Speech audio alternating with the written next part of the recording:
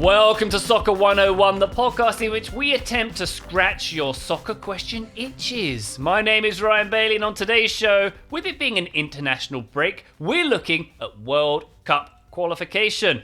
How does it work in each of FIFA's 6 confederations? How has COVID impacted the 2022 cycle? Why did Conmebol design it to make it so darn easy for Brazil and Argentina to go through every time? All these questions and more we shall tackle. Joining me is part of the awesome foursome for your oral pleasure today. We have Taylor Rockwell. I said oral. You did, and I appreciated it. How you doing, Ryan? Good, thank you, sir. Graham Ruthven, how are you today? Not bad. I'm looking forward to talking about the one thing that Scotland is worse at than anything else, so that's going to be fun. No, we're not talking about cooking today, Graham. All right. Yeah. Why, Graham, why? Why would you start that way? Why would you just tee him up? I mean, he's seen our deep fried pizza. I know he's got nothing on us on our cooking. Anyone can see how good that is. Sure. And hello, Joseph Lowery.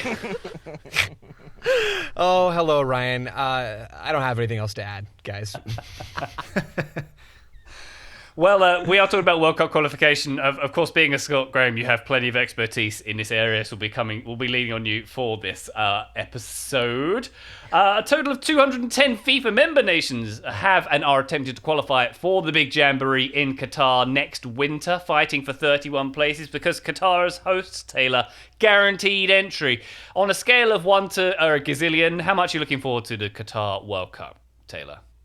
I am very, very, very much looking forward to the World Cup. To it being in Qatar, I'm a 1 on that scale. Yeah. Joe, how do you feel about a Winter World Cup? It's weird, right? And the timing is weird. And we talked about in a TSS episode very recently as well. I don't know when listeners are listening to this particular show. Maybe it's sometime in the future, in which case, hello. I assume you're watching me via hologram. But still, we talked about how that wasn't Qatar's original bid, and Taylor brought that point up. So it's very, very strange that it's in the winter. Everything's better in Arizona in the winter. So as far as like the atmosphere and my viewing experience, I guess there's a lot of positives there. I'm excited for the soccer, but like Taylor said, the rest of the surrounding circumstances, much less ideal. Graham, I think the final is going to be on December 18th. I think the original plan was to have it on Christmas Eve. Yeah. Are you upset that it's not that? Because I think that would have been awesome. Yeah, so my immediate reaction when I heard it was going to be on Christmas Eve was, that's a terrible idea. And then the more I thought about it, I was actually kind of into that, because by Christmas Eve, I don't know about anyone else, but you're kind of settled for the 25th. You're probably at home, not really doing all that much, and if you're doing some last minute shopping, well, you've screwed that up. So yeah, 24th of December World Cup final. I was looking forward to that in a weird sort of way, and I feel like I'm probably going to be busier on, what did you say, the 18th? 18th. Yeah, that feels like that's going to be harder to sit down and watch that for a couple hours, but obviously I will. It's the World Cup final. That's when you'll actually be doing your shopping, I imagine, Graham. Yeah. I have not felt more attacked from Graham until this very moment, because Christmas Eve is usually my gotta go hustle and do some things. Oh no, no, Taylor, no. For real. Well, it used to be our family tradition that we would all go out, and it was when you're 15, it's harder to go to stores on your own. So it would be this we're going out for Christmas Eve morning. I think we'd go out really early and do the shopping and then come back, and then we'd have the dinner. Is there anything left on that day, Taylor? In the store? Yeah, bad stuff. Real cheap. Or really expensive stuff that's overpriced because you waited too late. One or the other. Well, so it's like that Friends episode when Joey gets the presents from the gas station he gets or whatever. That's your Christmas shopping every year. I may have given either my mom or my brother a Fat Joe album once, a CD, because it was this is what they had, and it was probably one of those I want to listen to this, but I'm going to give it to you, and you're not going to want it, and then it's mine. You gave your mum a Fat Joe CD? I think I gave it to my brother. I'm pretty sure I gave it to my brother, because he liked music, and so I went that route. I was 12. It's not my fault. And did you enjoy the album yourself instead? Yeah, I sure did. Excellent. Well, I'm glad we covered that. Let's get back to how does World Cup qualification work. Qualifying for this 2022 World Cup started all the way back in June 2019. It's going to go till June 2022. So much like Graham's attempt to grow stubble, qualification is 3 years in the making, baby. Sorry, Graham, I didn't need to take another shot at you there, but that's just where my brain went. I apologise. So we have the 6 confederations, which we're would take 3 years for stubble, to be honest. Has it? Yeah, it's more like 33, right? Anyway. Yeah. 6 confederations. The AFC of Asia, CAF, which is Africa's confederation, Concacaf of North, Central America and Caribbean, Conmebol for South America, OFC for Oceania, which always sounds mystical to me. And UEFA for Europe. In terms of the distribution of places, the 32 places, or the 31 places up for grabs, as it were. The AFC get between 4 and 5, depending on the Intercontinental Playoff. More on that later. CAF get 5. Concacaf get 3 to 4 places. Conmebol 4 to 5 places. OFC 0 to 1 places. And UEFA get a solid 13 places. And the hosts get 1, of course. OFC is one nation bigger than Conmebol, who get 4 to 5 places. They get 0 to 1 places. There's a lot of mismatches in terms of sizes, but it's very much these allocations are picked by a FIFA executive committee. It's the same allocations that have been used since 2006. All confederations, I believe, are playing qualifiers in this weekend, or as we are recording, except the OFC with its 11 teams. They're back in January 22, I believe. We're going to go through the confederations. Why don't we start off with CONCACAF? Oh, yeah, baby. Ryan, how do you want us to break this down? Because I'm going to start out with some basic facts, and maybe you can ask me some more specific questions. CONCACAF, like you mentioned, gets 3 to 4 spots in World Cup qualification. I love the playoff. It's against an opponent from Asia or South America or Oceania, and it's awesome. It's a great time. CONCACAF has 35 FIFA-affiliated member associations that are eligible to participate in the World Cup. And prior to this particular 2022 World Cup cycle, they had a pretty established format. It started off with the lowest FIFA ranked teams of that 35 playing each other. Then you add in the next batch, and then you add in the next batch, and there's 5 rounds, and it ends eventually with the hex, which is pretty famous. The hexagonal, which was the 6 remaining teams in CONCACAF, and based off of that particular round, the top 3 go, and the 4th team enters into that playoffs. COVID threw a giant wrench into that particular format because a number of FIFA windows had to be canceled because of the pandemic. So they changed the format a little bit to what is now the Ocho, or that's at least what I'm going to call it. There's still a debate, like we haven't been able to decide what the particular format is called. But now it's the Ocho, and I like the Ocho personally. But it's the top 5 CONCACAF teams in the FIFA rankings. They automatically qualified for the final round of World Cup qualification, which I'm going to call the Ocho. So that was Mexico, the U.S., Costa Rica, Jamaica, Honduras, a lot of the usual suspects in that way. Then it's 2 rounds before the Ocho. So round 1 is 6 through 35 in the FIFA rankings. They're drawn into a bunch of different groups. They play a round-robin type tournament, and group winners qualify for the second round. So then the 6 teams that made it out of round 1 go into 3 individual matchups. So they're each paired off into 3 separate matchups there. It's a home and away series, and the 3 winners of those games go to the final round. So it is pretty straightforward. Maybe this sounds a little bit complex, but it is pretty straightforward.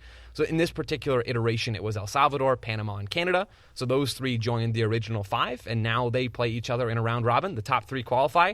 The 4th goes into that playoff, and I don't know what could be simpler, guys. It sounded extremely simple, yes. I think we can ask some questions about these, but perhaps we should run through real quick and talk about the other 5 confederations before we talk about maybe the design of the confederations and what could be done differently. I'll jump in at this point with the AFC, the Asian Confederation, of which Qatar are a part, but they're not qualifying. As I mentioned, 46 teams entering from AFC qualification. It's including the likes of Japan, South Korea, Australia, who are not in Oceania, perhaps more on that later, than they should be, and China in there too. North Korea were involved, but withdrew at the second round stage. AFC gets 4.5 slots, 4 direct slots, and 1 of the Inter-Confederation playoffs, which Joe mentioned there. 4 rounds of qualifiers here. The first 2 rounds also double as qualification for the 2023 AFC Asian Cup as well. They're doubling up there. First round only for the 12 lowest ranked teams by FIFA rankings. Second round, 40 teams in 8 groups, home and away round robin style. Third round, 12 best teams go through there. 2 groups of 6 teams, home and away, round robin style. Top 2 teams each qualify, bada bing, bada boom. Third place teams go to the fourth round, and the fourth round is where 2 teams play each other in the to get to the intercontinental playoff. I think I've just about covered the AFC there. The 4 teams from 4 confederations are drawn into 2 ties. That's the I'm describing the intercontinental playoff now. AFC, Concacaf, Conmebol, and OFC are involved in that intercontinental playoff, which I think is quite a fun quirk of qualifying, by the way, which will determine the final 2 spots of the tournament. In terms of COVID, it disrupted the second round of AFC qualification. The last 4 matches were divided by nearly a year and a half.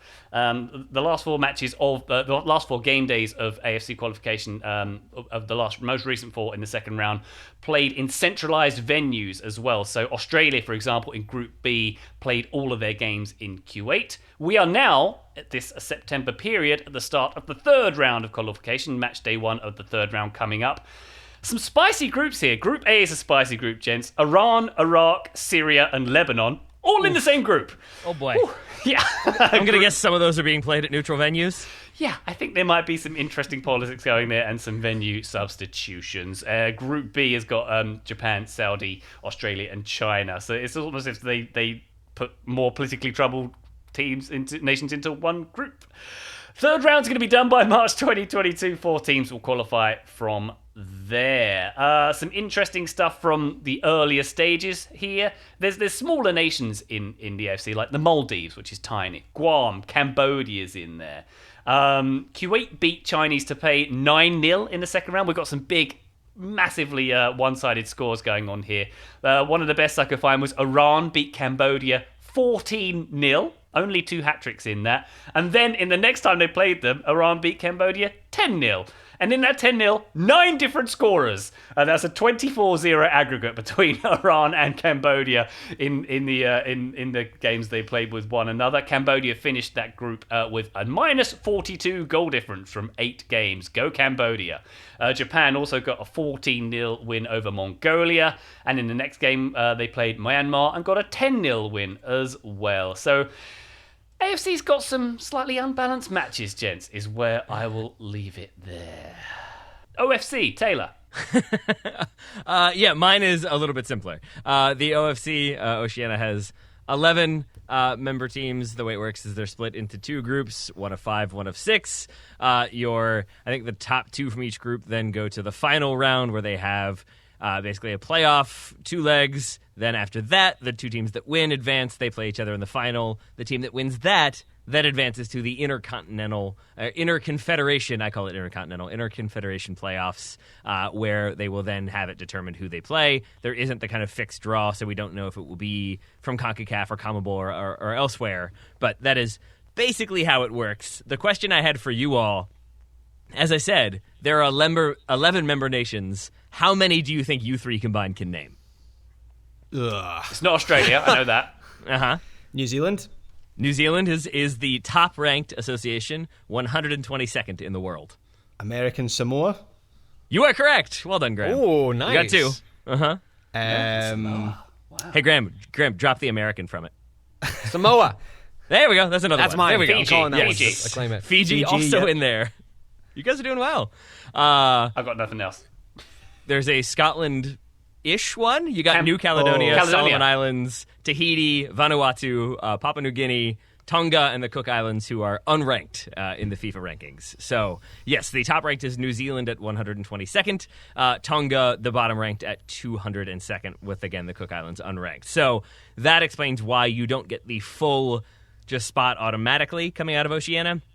It's why you have to do the playoff, and it's specifically why Australia left Oceania, because they got tired of dominating and qualifying, and then basically it being a toss-up of, are we getting like Argentina in a down year or Mexico in a down year? And you don't really want to have to kind of trust it all on that one big playoff game. Even if it's 2 legs, it's still risky. You'd rather just go through qualifying and have a balance. They were allowed by the OFC to leave just because they didn't want to risk playing in that playoff then? I mean, I'm sure there was more to it. I'm sure they had to do a lot of lobbying and petitioning to go from one to the other. But maybe there's an argument that if you're an Oceania country, if you're New Zealand, you're probably not going to oppose it because then you go to World Cups. Otherwise, you wouldn't have. You're not really ever going to be able to compete with Australia, like, generally speaking, unless they're having a really down season. And so it does open it up a bit more, and it is how we get, like, Tahiti at a Confederations Cup. So maybe that's part of it as well.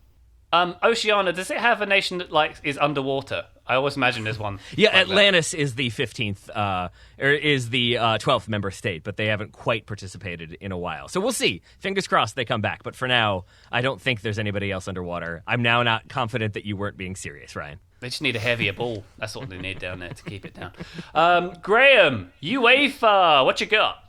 Yep, I got the big boys. I think I drew the longer straw out of this because this is the confederation I obviously know the most about. So the first thing to say is World Cup qualification has changed a number of times, particularly at times when the finals have been expanded, which is going to happen again, obviously, for 2026 when we're going to 48 teams.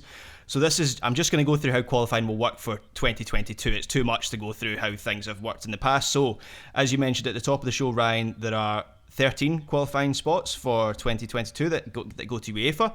That's a third of the total 36, which gives you an idea of how the strength of UEFA is viewed. They're very much viewed as the dominant confederation. I think it's fair to say that is actually a smaller percentage than it has been in the past. For instance, at USA 94, it was 12 out of 24 were from UEFA, so 50%. So we're now down to a third. The current qualifying cycle started in March 2020, which actually before the Euros, which is very unusual. That doesn't normally happen. It normally starts after the Euros, and it will finish in March 2021, which is also unusual because it usually finishes in November before the tournament in the summer. But this World Cup is, as you might have heard, a Winter World Cup, as it was always pitched as, so there's not really much of a difference between the end of the qualification and the start of the tournament. So the standard qualification process sees 55 teams, that's how many member nations are in UEFA. They're split into 10 groups, so 5 of 5 and 5 of 6 teams. The 4 teams that made it into the UEFA Nations League finals, which I will talk a little bit more about coming up, that kind of mixes into this qualification process. So in this case, it's France, Belgium, Italy and Spain. They were placed into smaller groups, kind of as a bit of a reward, fewer games for them to play. The 10 winners of those groups, get automatic qualification for the 2022 World Cup. Your plane ticket is punched at that point. It's very nice and it's simple for them. Congratulations, you're off to Qatar. You'll love it there. And the 10 runners-up go into a playoff format at that point, along with this is where it gets complicated, the 10 runners-up go into a playoff format at that point, along with the best 2 Nations League group winners who didn't finish in the top 2 of their World Cup group. Are you still following that? Makes total sense. So from there, the 12 teams are drawn into 3 playoff paths. They play 2 rounds of single match playoffs, a semi-final and a final. And then from those 3 paths, you get 3 victorious teams who join the other automatic qualifiers. Of course, there's 10 of those, and that makes up the 13 from UEFA, and they're all off to Qatar. If I'm looking at some of the heavyweight nations, obviously there's a lot that you will know in here. 5 heavyweight nations as I consider it: Germany, France, Italy, Spain and Portugal, I would say. And then below that you have the likes of England, Netherlands. Excuse me? Nothing, continue. I'm just looking at the World Cup record of these countries, Ryan, and it seems Sure. like England maybe haven't been successful at one for a little while. So yeah, Croatia, Netherlands, Belgium, England, these are all the names that you know. And at present, none of those heavyweight nations that I mentioned seem to be at risk of missing out on the next World Cup. Germany is perhaps the biggest shock at the moment. They're third in Group J, below Armenia and North Macedonia, but we're only 3 games in. Still seems like they're in pretty good shape to finish top, but Armenia could maybe be the shock at 2022. They've got 9 points from a possible 9 after wins over North Macedonia, Iceland and Romania. So, as I say, very early days, but that's maybe one storyline to keep an eye on, and if we're looking for a surprise qualifier heading to Qatar. So as you say, Graham, 13 teams from 55 going through from UEFA. That's around 25% of the Confederation goes through. In CAF, in Africa, around less than 10%. 5 slots available for 54 teams. So say about that what you will. In CAF, the first round is done. It was the bottom 28 teams drawn in 2-leg matches, which cut down that 28 to 14. That was done by September 2019. Second round begins this weekend, just the 2 years later. In fact, not this weekend. It's happening right now. So it's going to be the first time we'll see qualification for the major nations. We're talking Nigeria, Cameroon, Tunisia, Egypt, Ghana, Senegal, Morocco, whom are all seeded away from one another in 10 groups of 4. The top of each advances to the third round. Second round is done by November. Third round starts after that, with the 10 group winners go into 5 home and away matches to determine our victors, our 5 teams. So a relatively simple process for CAF. There's been some scheduling stuff because AFCON, the Africa Cup of Nations in 2021, was moved from this summer to this upcoming January and February. The controversy around CAF has been pertaining recently to the Premier League not releasing players to red list countries, many of whom are African nations. Not all, but many are. Egypt, Sudan, South Africa, for example. Other red list countries, by the way, at the moment for the Premier League teams would affect Argentina, Colombia, Brazil, Uruguay, a lot of South America as well.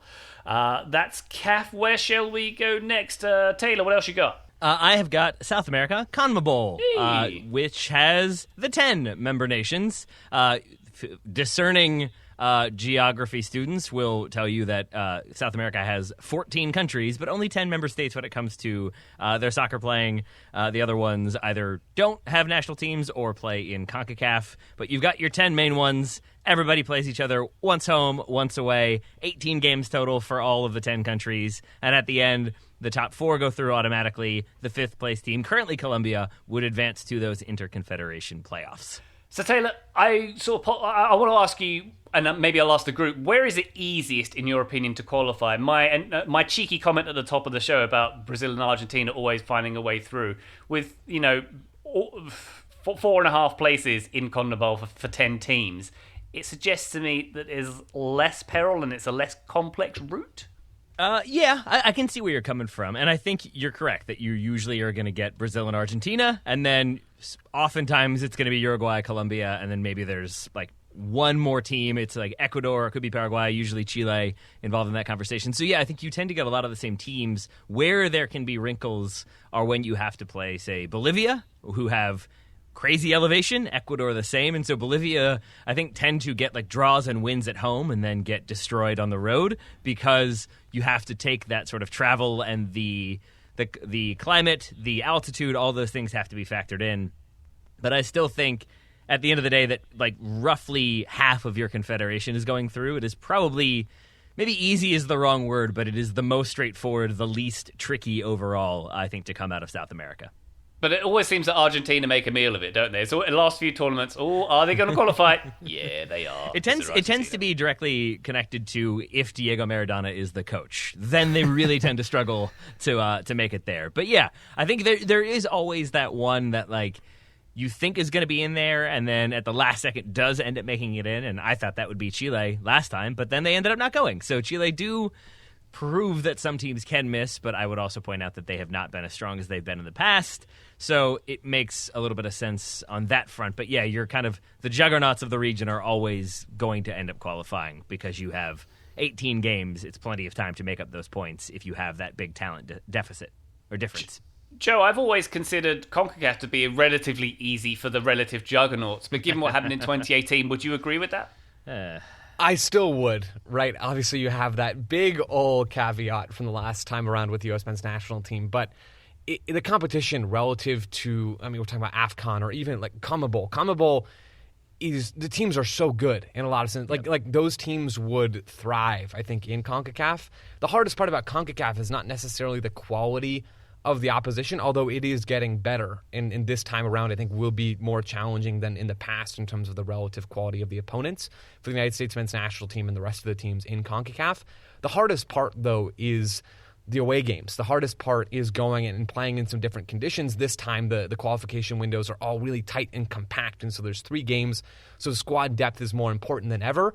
It's a lot of the outside, more peripheral factors that are a little more challenging than the quality of the teams that CONCACAF opponents are facing on a regular basis. And to double down on that from Joe's point there, like, I think there's an assumption that, like, well, it's the U.S. Like, countries in Central America hate the United States, so it's always going to be really, really difficult for the U.S. to go there. And I would say that is definitely true, but also maybe Google the soccer war to see that there's also a lot of regional rivalries where they don't get along either. So I think it's pretty combative across the board.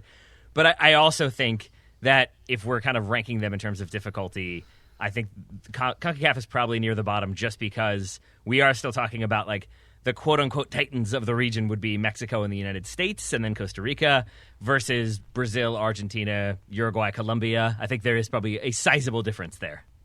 Graham, what do you feel about the perils of UEFA qualification? It seems like there's often one big team that doesn't make it. I as an England fan, I'm conflicted about qualification because I know it's a very exciting time, but also it's quite boring for England because we always tend to do well in qualification and then disappoint in the tournament. Certainly that's maybe not for the last one, but generally speaking. And it seems like we've got Andorra and Poland coming up in this break, and I feel like we play Andorra and Poland every time and just get either convincing or not so convincing wins.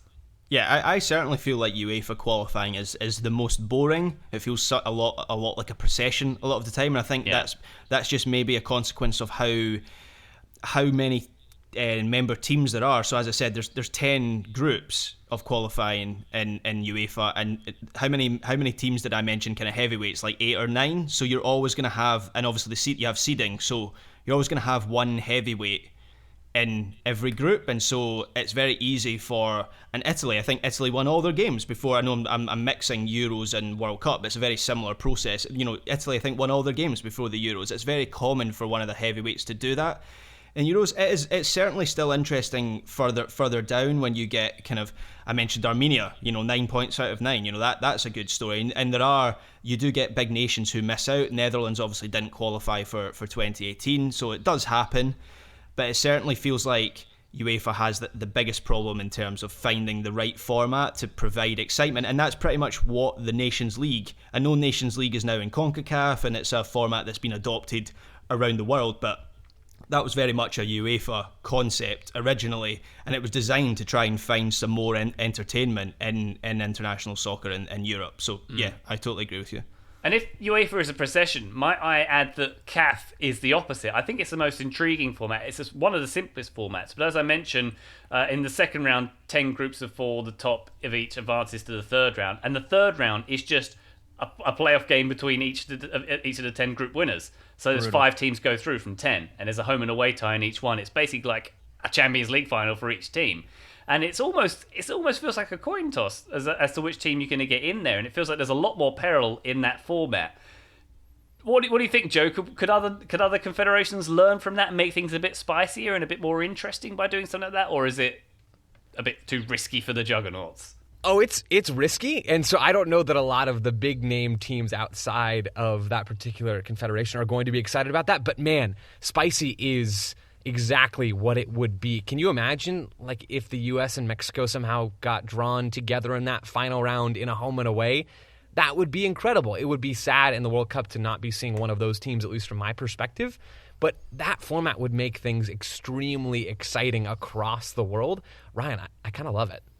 I love it too. And if we're talking about shaking things up, I say you all are insane. I think it's just because I have the loyalty to Bob Bradley when I thought Egypt were definitely going to finally make the World Cup, and then they had to play Ghana after cruising through their group. Then they play Ghana in a knockout round, and that's it. You're done. And it just felt so brutal and so swift after years of trying to qualify.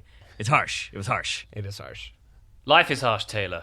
That's fair. A reflection That's of fair. that. The other thing to mention, just a downside of that would be, let's not forget that the end outcome of this is to produce the best World Cup, and so yeah, sure, that would make the qualifying a lot more interesting. So 100% logical, agree. Graham. But yet, would the World Cup suffer as a result? And I don't want the World Cup to suffer. I want to see, if we're talking about adopting a CAF format for UEFA, like, I want to see Germany, France in the World Cup finals. So if that was to come at the cost of that, maybe it wouldn't be such a good thing.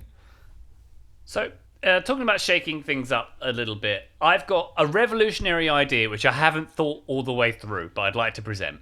So I'm going to do it. I'm not the hugest fan of international breaks. I don't like the way they sort of break up the season. I like watching my Premier League every weekend, for example. What if, say we got a 2022 World Cup and it's a normal summer World Cup. In 2021, that summer is a qualification tournament. Each confederation holds its own tournament to qualify for the World Cup proper. So obviously different teams have different confederations have different amounts of teams in them, and they'd have to work out different ways of constructing that tournament, but it was all done in one summer. And it would mean smaller teams, your Maldives and Atlantis in OFC would get experience of the tournament, and we'd get all the qualification out of the way in one fell swoop, and it could be pretty good TV. As I say, haven't thought this all the way through, but Graham, does this not sound like the greatest idea anyone's ever thought of ever? I definitely like the idea of having it at one time, because that is the most annoying thing. Particularly this specific international break that we're going into is the most annoying international break, because you're just getting into the season. Leagues are 3-4 games old, and then you have 2 weeks off, and that whole momentum is lost. So I like that idea. For UEFA though, and for CAF, which I think is the other big confederation, I'm thinking about how a 55-team tournament's going to work, because then, you would need to have. Surely we need to have qualification for the qualifiers in some way, or you do it like the Nations League, and I'm not sure the Nations League format is that easy to understand or that entertaining. So there are flaws in it, I think. CAF would do just one giant knockout tournament, wouldn't they? They just keep halving it down in like a bracket. That's what I think they do. I think, because Graham, I was thinking about that same problem. I love the idea, Ryan. I think it would be incredibly fun, and it does solve the problem of club soccer being interrupted a lot. I think you would have to have some of the bigger confederations and the lower ranked FIFA teams, the lower FIFA ranked teams. I think they would have to play preliminary games, right? I think almost like in March Madness for college basketball here in the United States, they have, you still get selected for the tournament, but it's not 64 teams. It's not 4 groups of 16 that's selected. It's 68 teams, and there's a little play-in game. It would be kind of like that. There's 2 little play-in games. It would be like that, but on a larger scale. You'd have to have, I don't know, the bottom number of teams play in some sort of playoff or something to whittle that group down, because you can't hold a 53 or 55 team tournament or whatever it is. Can you? I mean, that's a lot. I mean, my idea was pretty similar. I was just going to propose we throw every international team onto the one pitch at the one time and just let it play out for a day for like 24 hours, and Nike could get an advert out of it or something. And if you concede, you just walk off and the last 36 teams standing qualify, and it's all done in 24 hours. Taylor, you've been very quiet about my amazing idea. Why do you hate my idea? I don't. I'm actually into your idea because, as I understand it, it sounds pretty similar to what at least Concacaf does for women's World Cup qualifying, where you have, I think this past one, they had a tournament for like 2 weeks in October, and then you had your teams that would qualify, and you had qualification rounds to get into that competition, and maybe that's where you could like do a hybrid thing where you have the smaller confederations or the smaller nations are all playing a bunch more games, because the idea then is the smaller nations get more games, they get more opportunities to develop their national teams and develop their talent pool, and then at the end of that they all advance to that final big tournament, and then you've got the kind of cream of the crop, the creme de la creme ready to go. I like this plan, Ryan. I like this plan. Thank you very much. Let's propose it to FIFA and give me all of the monies. I think we have to give them all the money. Yeah, I was going to say they approve FIFA our want that plan. money. Then we get the money. Yeah. Okay. I told you I haven't thought this all the way through. We'll get there. I think that just about covers World Cup qualification, gents. Thank you very much. I would like to ask, though, Concacaf, the Ocho, Joe and Taylor, how much are we looking forward? How much are we excited about this stage of qualification and these games that are coming up? Joe? Oh, I'm so excited. I cannot wait. I know it's a little bit different for fans of other countries and other nationalities, but World Cup qualifying, especially after the last time around, this is a huge opportunity for the United States men's national team. There's a lot of quality in this region in ways that there maybe haven't been in the recent past. I can't wait to watch these U.S. games. I can't wait to watch some of these other CONCACAF qualifiers. I am stoked. Taylor? I agree with everything that Joe said, except I call it the octagon. Do you really, Taylor? Oh, we need to have this conversation. I mean, we're on opposite sides, and we will fight it out. Yeah, it's just it's a battle, it's a slog, it's a fight. You got to make your way through. That feels like the octagon to me. Yeah, Graham, that's right. It's just reminds me of dodgeball. Exactly. All right, just writing down that Graham is dead to me. And yeah, aside from that, I too am very excited about World Cup qualifying because it is unpredictable and it can always go certain ways. He says angrily, thinking about the way it went last time. But I feel very confident about this current U.S. team. But it's also it's always fun. Fun is the wrong word, but I guess for me it is because I don't have to go and deal with the hostile atmosphere and the angry crowd. But to see that and to see the intensity, I know that World Cup qualifying can be really dull. But at least in CONCACAF, I feel like you still get the, no, these games matter, and they matter a lot. And that is the intensity that I feel like maybe sometimes can be missed when you're talking about CONCACAF to people who aren't familiar with it or didn't grow up watching it or don't have much interest in it. It's always but El Salvador aren't that good. You guys are going to destroy them. And it's maybe, but also there's a lot of other things that go into that game when the U.S. goes on the road. So, I think the chaotic nature of it would have me feeling more nervous, especially given last time. But I have a lot of faith in this current U.S. team to make it and to do so pretty convincingly. And Graham, how do you feel about Scotland, a nation which hasn't had the greatest World Cup qualification record, certainly in your lifetime? Got games coming up. Is it Moldova and Israel, I think, coming up for Scotland, if I'm correct? Who knows? How do you it probably is Israel. Play them. It's like an old firm. There's one of them every month. It's Scotland v Israel. I actually think we'd have the Denmark, Moldova, and Austria, I think. Yeah, but no, not very positive at all. We've got a deceptively difficult group where there's not a heavyweight in it, but Denmark, as they showed at the Euros, are very good, and Austria are probably on a similar level to Scotland, but I just feel like they're slightly better than us. So if we don't qualify out that group, which I think it's not going to happen, is my personal opinion, it's going to look bad, but actually I think it is quite difficult, that group. So I'm not that positive, I have to say. And does it fill you with dread when you come to qualification time? Whereas I'm feeling a bit blasé about it. I'm not trying to brag about our relative nations, but do you feel like you're not trying to, but you're doing it expertly? I realise that's exactly what I've done. But what I'm trying to say is, the fact that you've got Denmark will be the top of the group at the moment, Graham, and you're saying it's a very difficult. Certainly to finish top of that group will be difficult. How does it make you feel? Just completely apathetic. It just washes over me at this point. Graham, sincerely, is that it didn't really occur to me. With the U.S., until they didn't qualify, they had been to every World Cup since 1990. And even now there is still this they should qualify. There's an expectation that they will, and that's the same for Ryan in England. It's the same for a lot of other groups out there. And so to me, Scotland is a little bit like Canada almost when it comes to CONCACAF of they're in the conversation sort of, but they don't tend to qualify, or maybe they've never qualified if you're Canada, I can't remember. But and so it's interesting to me to talk to somebody who doesn't have that same level of it should go well. And I don't know if you're just being Eeyore over there. But do you get excited for World Cup qualifiers, or do you kind of just stay neutral the whole time? No, I'm more negative than neutral. I don't like World Cup qualifiers. They've never been good to me. Why would I like World Cup qualifiers? No, but the worst thing for Scotland is we have this really, really bad habit of we never start well. And so the worst thing is when after 3 games, we do tend to actually do that. We tend to finish a little bit better. But starting, we've got a real problem with starting. And even this campaign, we've not started well. We drew at home to Austria, and I think that was a game we probably needed to win. And so the worst thing is when 3 games in, it's over already. The Euros campaign, I think we lost to Kazakhstan in our first game, and you go, well, that's it. We're not going to qualify. And so then to go through the campaign and just have to go through the motions knowing you're not going to qualify it's so boring. And that's been Scotland so many times. So But it could happen you did- tonight. We play Denmark tonight, and if we lose that game, I think it's probably done. And then we've got but- another 6 games to go But you lost to Kazakhstan and then you made the Euros, didn't you? through the Nations League. Thank you. Okay, I was about to say, like, Graham, like, you can still have belief, man, but now I'm with you. Yeah, never mind. Give up on belief. Give up on life. It's fine. Come support the U.S., Graham. Come on over. I mean, you guys don't make World Cups either now, so Hey now. Oh! Wow. I extend the olive branch, and I'm taking it away. sorry, I take it back. You've still got a No. better chance. I'm going to jump on that bandwagon now.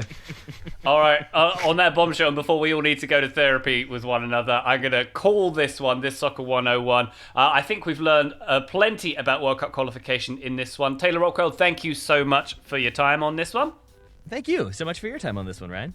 Joe Lowry, a pleasure. All right, back at ya. And Graham, we all love you very much. We want to hug you. Bleh. Bye!